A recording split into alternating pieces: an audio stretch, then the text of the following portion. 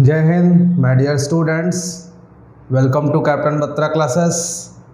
जैसा आप सबको मालूम है कि इस समय अपनी ऑनलाइन क्लासेस में हम लोग दो चीज़ें, एक दिन मैं आपको ग्रामर पढ़ाता हूं और दूसरे दिन मैं आपको वर्ड पावर पढ़ाता हूं।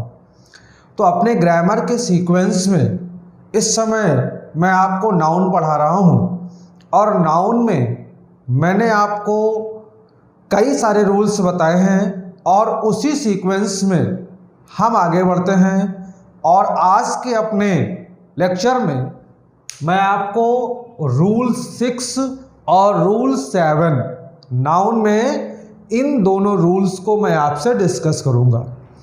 जैसा आप सभी को मालूम है कि आपको रूल एक्सप्लेन करने से पहले हमेशा मैं आपके सामने क्वेश्चन रखता हूं और उस क्वेश्चन में आपसे पूछता हूं कि क्या इसमें करेक्शन है, ये आपको बताना है। तो उसी सीक्वेंस में आप देखिए कि आपके सामने क्वेश्चन लिखा है कि आई हैव 10,000 रुपीज़ और आपको ये बताना है कि इसमें कहाँ पर करेक्शन है। और जैसा आप जानते हैं, अगर उस पूरे सेंटेंस में कोई भी करेक्शन नहीं है तो आपका आंसर डी होता है। तो एग्जाम्पल ये लिखा है कि आई हैव 10,000 रुपीज़। आपको ये बताना है कि ये करेक्ट है या आपके लिए सुझाव मैं देता हूँ, क्या ये जो 1000 लिखा हुआ है इसकी जगह पर हम थाउजेंड्स लिख दें, या जो 1000 लिखा है ये 1000 ही रहेगा। दूसरा यह है कि जहाँ पर ये रुपीज़ लिखा हुआ है क्या यहाँ पर ये रुपी होगा। अगर मैं ये क्वेश्चन आपसे पूछता हूँ तो कई बार ये रिप्लाई निकल करके आता है कि ये जो 1000 लिखा है इसका थाउजेंड्स होगा और जो रुपीज़ लिखा है इसका रुपी होगा। यानी अलग अलग विद्यार्थियों से अलग प्रकार के रिएक्शंस मिलते हैं।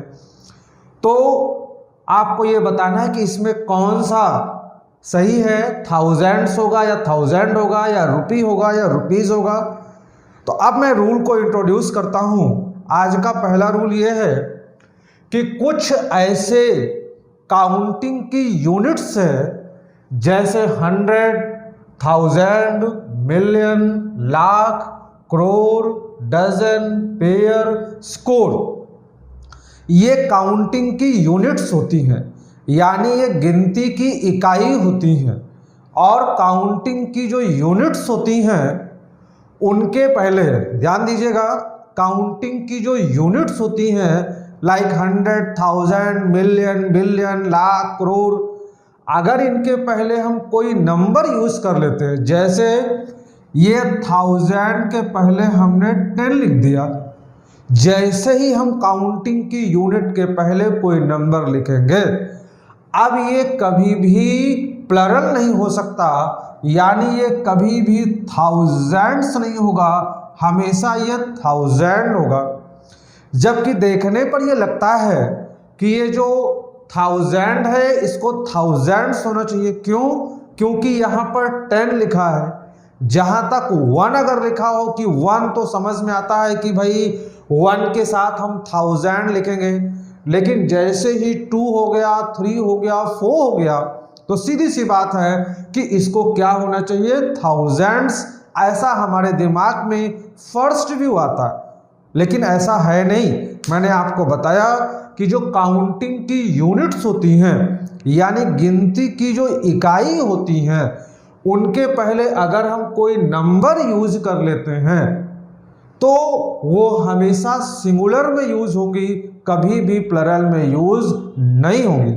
जैसे अगर 1000 की जगह पर आपने लिखा होता कि आई हैव 10 लाख रुपीज़, तो कभी भी लाख्स नहीं होगा, लाख्स कहिए या लैक्स कहिए, तो ये कभी भी लाख्स नहीं होगा बल्कि हमेशा लाख होगा, क्योंकि ये काउंटिंग की यूनिट है और इसके पहले जैसे ही हम नंबर यूज करते हैं ये हमेशा और हमेशा सिंगुलर में होगा।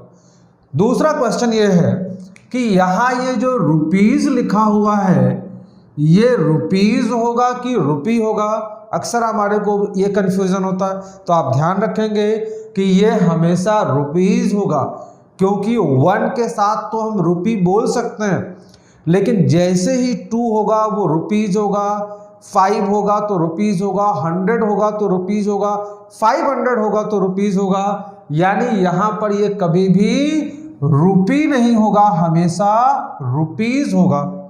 तो आपके एग्जामिनेशन में 2 क्वेश्चन आते हैं।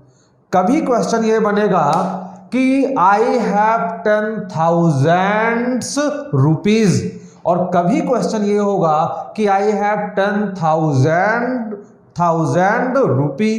तो दोनों जगहों पर आप याद करेंगे कि ना तो कभी भी 1000 का थाउजेंड्स होगा और ना ही रुपीस का रुपी होगा। ध्यान दीजिए, मैं कब ये बात कह रहा हूं, मैंने आपको स्टार्टिंग में भी बोला था कि जहां पर आपने इसके पहले कोई नंबर यूज करी होगी वहीं पर, हमेशा नहीं।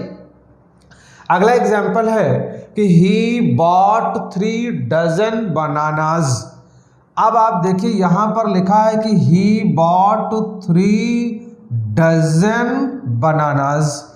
डजन क्या है? ये काउंटिंग की यूनिट है, और जैसे ही आपने इसके पहले 3 यूज कर लिया, अब आप ये नहीं कह सकते कि ही बॉट 3 डजन्स बनानाज, बल्कि आप क्या कहेंगे कि ही बॉट 3 डजन बनानाज।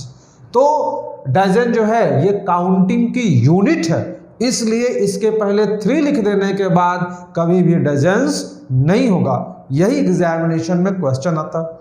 अगले एग्जाम्पल में आते। अगला एग्जाम्पल है I saw lakhs of man. अब आप इसमें देखिए कि यहाँ पर ये लाख्स लिखा है, या अगर आपकी इच्छा है तो आप लिख सकते हैं कि I saw hundreds of man, I saw millions of man.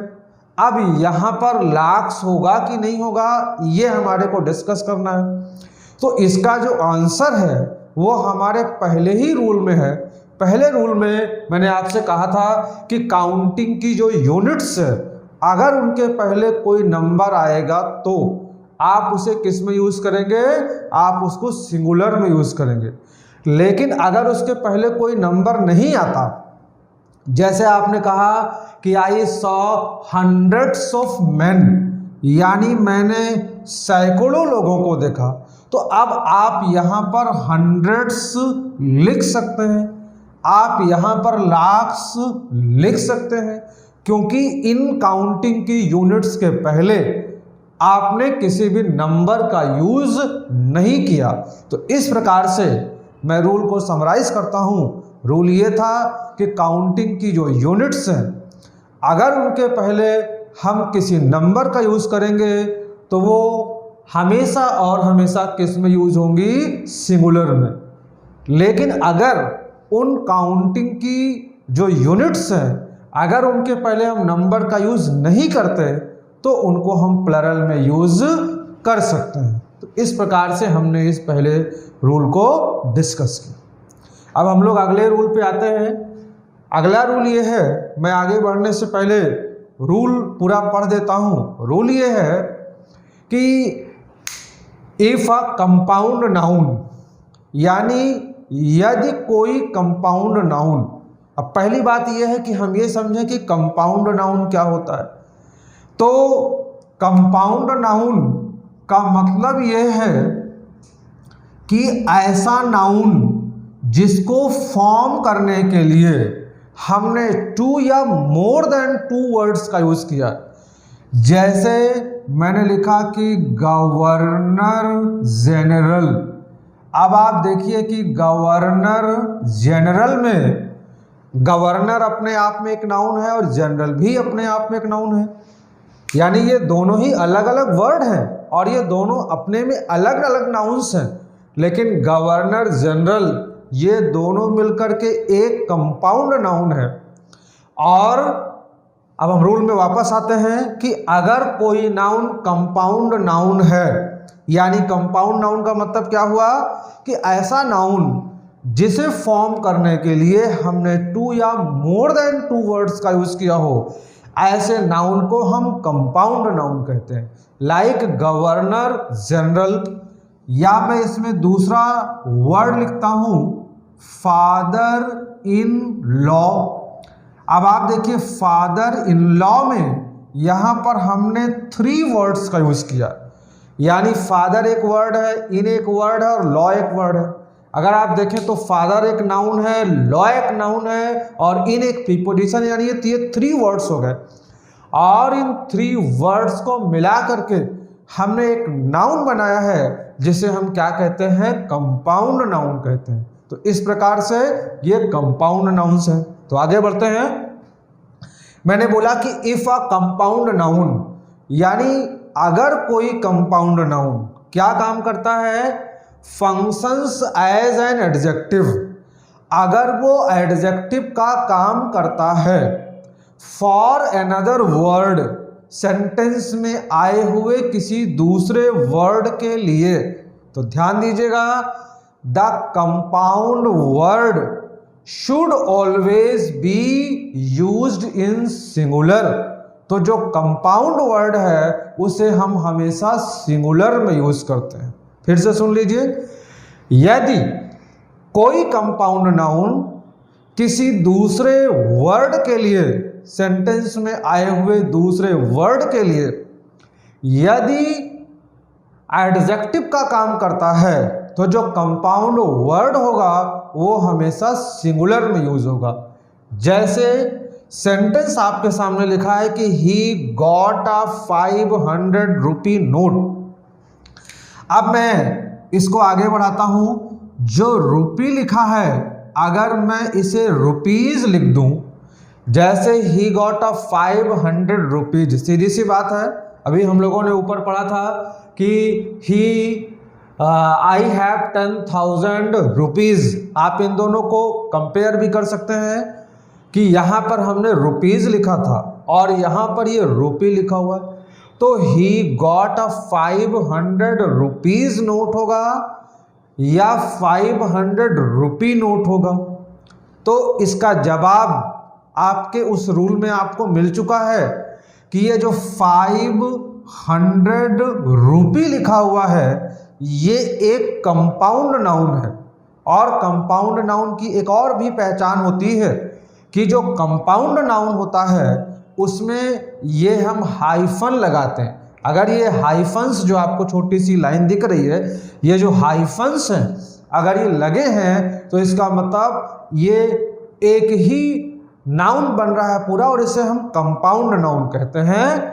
तो 500 रुपी ये एक कंपाउंड नाउन है और ये जो कंपाउंड नाउन है ये नोट के लिए एडजेक्टिव का काम करता है, इसलिए इसका जो कंपाउंड वर्ड है इसको हम किस में यूज करेंगे, इसे हम रुपीज नहीं कहेंगे बल्कि इसको हम रुपी लिखेंगे।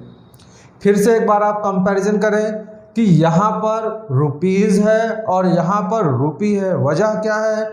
वजह यह है कि ये कोई कंपाउंड नाउन नहीं है। अगर ये कंपाउंड नाउन ये भी ना होता तो इसे आप कह सकते थे कि I have hundreds of rupees, तो आप भी इसको रुपी को रुपीज बोल सकते हैं। लेकिन चूंकि यहाँ पर 500 रुपी ये कंपाउंड नाउन है और ये जो रुपीज लिखा हुआ है ये कंपाउंड नाउन नहीं है, इसलिए यहाँ इस रुपी को हम क्या करेंगे, सिंगुलर में लिखेंगे, ना कि इसको हम रुपीज लिखेंगे। एग्जामिनेशन में क्वेश्चन यही होगा कि जहाँ ये रुपी लिखा है यहाँ पर ये क्या होगा, रुपीज होगा।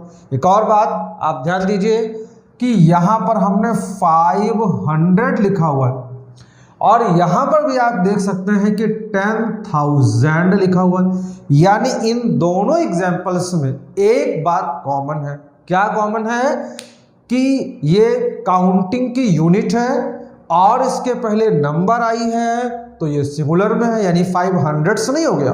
ठीक ऐसे ही ये भी काउंटिंग की यूनिट है और इसके पहले 10 आया हुआ है तो ये भी 1000 लिखा हुआ, ना कि ये थाउजेंड्स हो गया।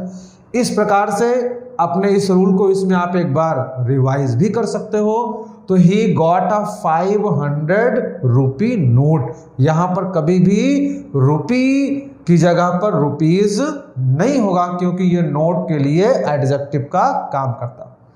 दूसरा एग्जाम्पल देखते हैं। I saw a 50-year-old woman. अब आप देख सकते हो कि ये 50 ईयर लिखा हुआ है। एग्जामिनेशन में क्वेश्चन होगा कि 50 years old वुमन, क्योंकि कॉमन सी बात है कि जब यहाँ पर 50 लिखा है तो यहाँ पर ईयर्स होना चाहिए, क्योंकि 50 एक न्यूमेरल एडजेक्टिव है, और जो न्यूमेरल एडजेक्टिव्स होते हैं उनके बाद आने वाला जो नाउन होता है वो काउंटेबल प्लरल होता है। तो यहाँ पर भी क्या होना चाहिए था, ईयर्स, लेकिन नहीं, यहाँ ये पूरा एक कंपाउंड नाउन है, और ये जो कंपाउंड नाउन है ये वुमन के लिए एडजेक्टिव का काम कर रहा है, इसलिए इसको हम किस में लिखेंगे, इसे हम सिंगुलर में लिखेंगे। आई सॉ 50-year-old वुमन, ना कि 50 years old वुमन। एक और एग्जांपल देखते हैं। He is pursuing a 3-year degree course. जैसे जब आप ग्रेजुएशन कर रहे होते हैं तो आपका जो क्वेश्चन पेपर होता है एग्जामिनेशन का, उसमें सबसे ऊपर लिखा होता है कि अ 3-year डिग्री कोर्स, यानी कभी भी 3 के बाद ईयर्स नहीं लिखा होता, हमेशा 3-year डिग्री कोर्स। ऐसा क्यों लिखा होता है, क्योंकि अगर इसको हम हिंदी में कहें तो इसको हम हिंदी में कहेंगे कि 3 वर्षीय पाठ्यक्रम। तो आप जानते हो कि हिंदी में तो समास होता है, कंपाउंड का मतलब समास है, हिंदी में तो समास हो सकता है, लेकिन इंग्लिश में तो ऐसा कोई समास होता नहीं। इसलिए ये he is pursuing a 3-year degree course होगा, ना कि अ 3 years डिग्री कोर्स होगा, क्योंकि जो अ 3 year है ये कोर्स के लिए एडजेक्टिव का काम करता है, और ये एक कंपाउंड नाउन है, इसलिए इसमें जो कंपाउंड वर्ड है इसको हम किस में यूज करेंगे, इसको हम सिंगुलर में यूज करेंगे।